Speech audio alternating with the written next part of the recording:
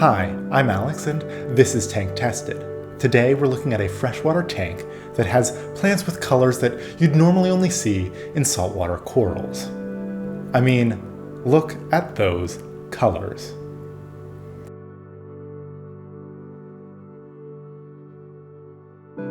The 75-gallon tank we're looking at today is the second of 4 tanks we'll be looking at in the month of August. If this tank doesn't catch your fancy, stick around to the end and I'll be showing you a preview of next week's aquascape. If you want to see all of Chris's scapes, please hit subscribe if you haven't already. Now, here's Chris to introduce you to this week's tank. So the 75-gallon is in a lot of ways a farm tank. I guess you could call it somewhat of a collectoritis jungle aquascape. It certainly would not meet the classic definition of a Dutch scape, even though there are a ton of stem plants in there.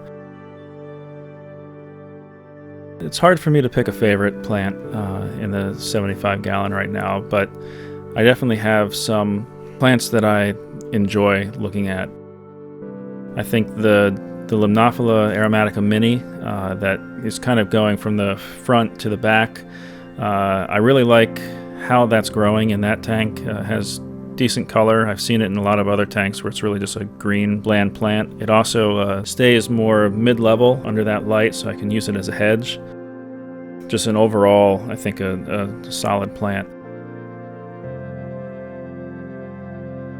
I also like on the left side, we have the bright green Hygrophila odora with a very fine leaf, just because it doesn't take that many plants to create a whole wall of green, and then you can use that as your background and use other plants in front of it to accent, to get the darker reds in just needle leaf form against the frilly leaf Hygrophila.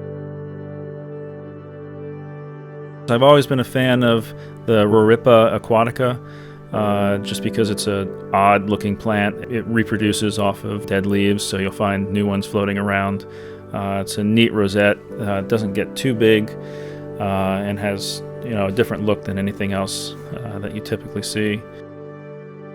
The 75 is a little bit unique in that it actually drives growth that's different than what you see in a lot of other tanks, and that's because I have 3 Build My LED bars over top.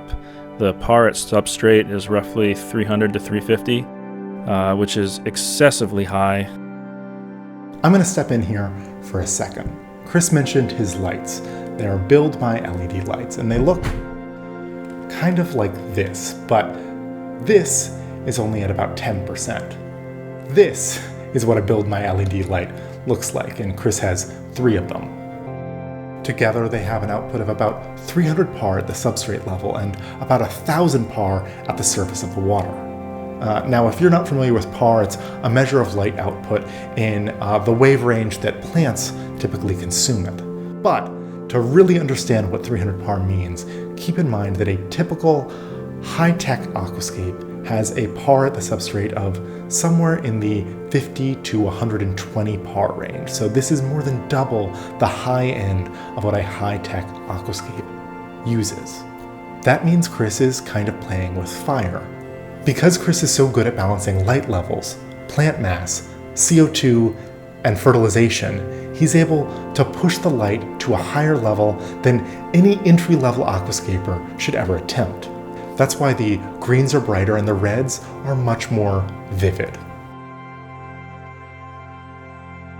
What I like about it is you can get some really vibrant, vivid coloration from the lights,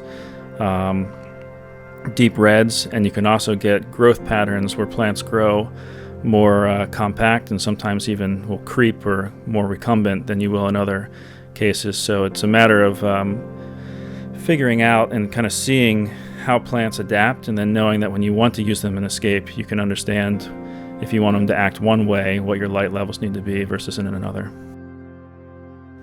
It's because Chris is pushing everything in this tank to the limit that the plants look the way they do. But that's not my favorite part of this scape. Many of the plants in this scape are actually native to my area, and were collected by either Chris or other members of GUAPA, the Aquatic Plant Association that I am a member of.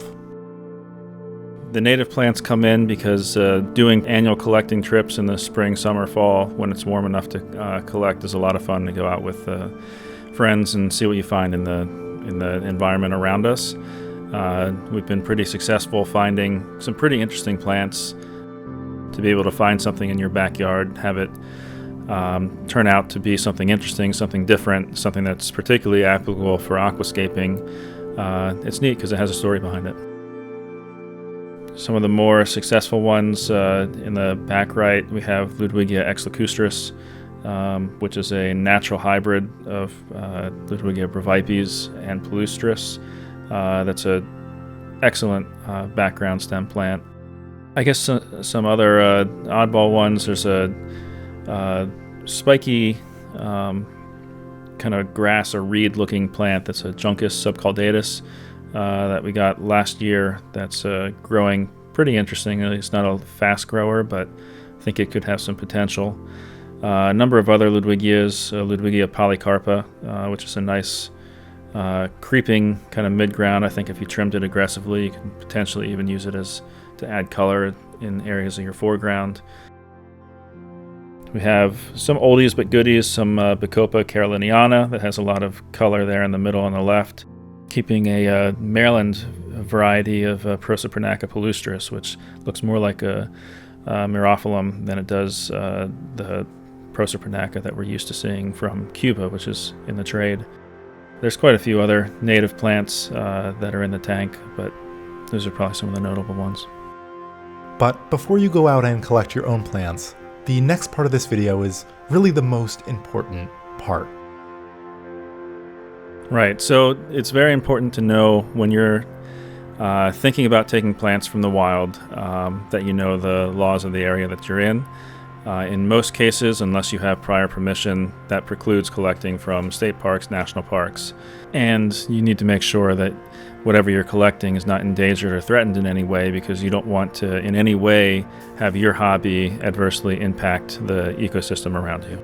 If you're in an area and you see plants and you see something interesting and it's the only one in that area, you probably still do not want to collect it, because if there's only a few left, you want to leave it there to hopefully grow and reseed the population in the future.